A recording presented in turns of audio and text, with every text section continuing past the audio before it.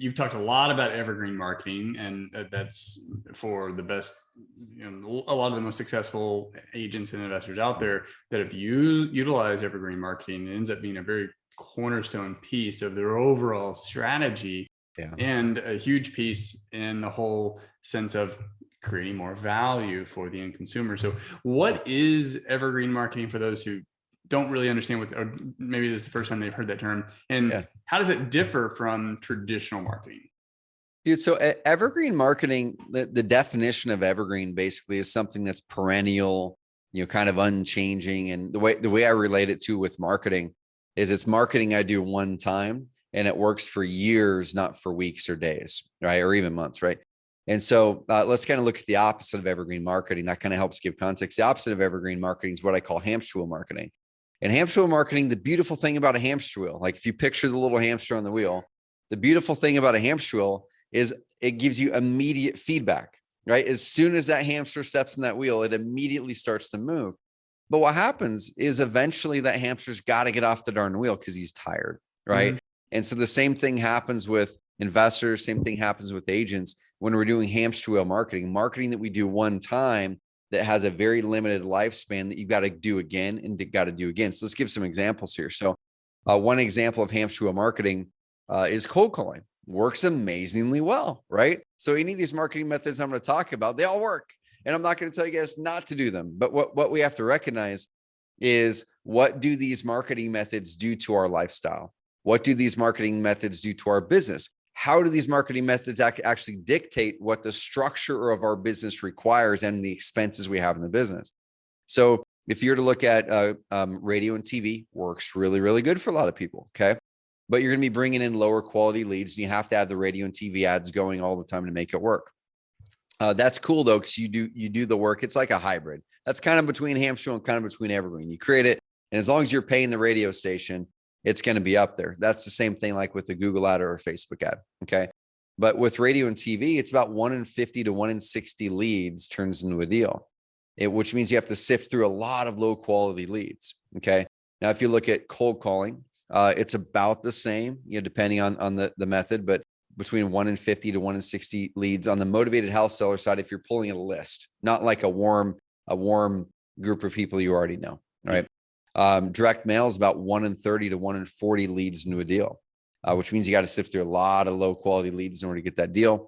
Facebook ads for motivated sellers is about 1 in 20 to 1 in 30 leads into a deal. It's getting a little bit better, a little more targeted. Google ads, Google PPC is about 1 in 10 to 1 in 20 leads to a deal. And then on the SEO side, it's about 1 in 5 to 1 in 15 leads into a deal. And so the reason that I walk through that is on the hamster wheel marketing, oftentimes you're putting out a message that oftentimes is going to bring a lot of leads, low quality leads, got to sift through a lot. And I got to keep on picking up that phone over and over and again to do it. On the evergreen side, then I'll toss it back to you, is content that we put out there, or relationships, right? So relationships I see as evergreen marketing. That's you going out there, and it's hard at the start, right? Evergreen marketing does not give you the immediate feedback like hamster wheel marketing does. It takes time to build a bunch of relationships.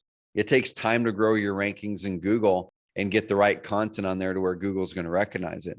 And it takes patience. But dude, once it catches on in 6 months and 8 months and 12 months, and year two is where things really light up with any form of evergreen marketing, whether it's just relationship building and networking or online SEO. Around that 12-month mark is where the things start to pop.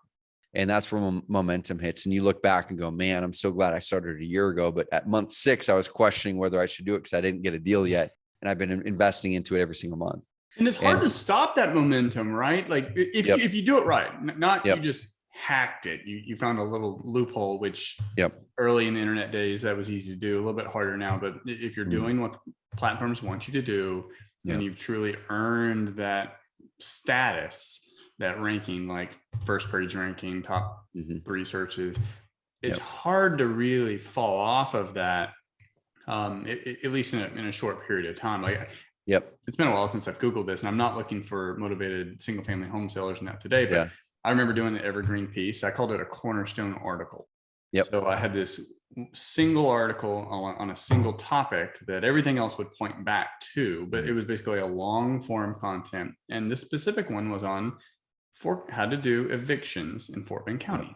Yep. And it was a very step-by-step place,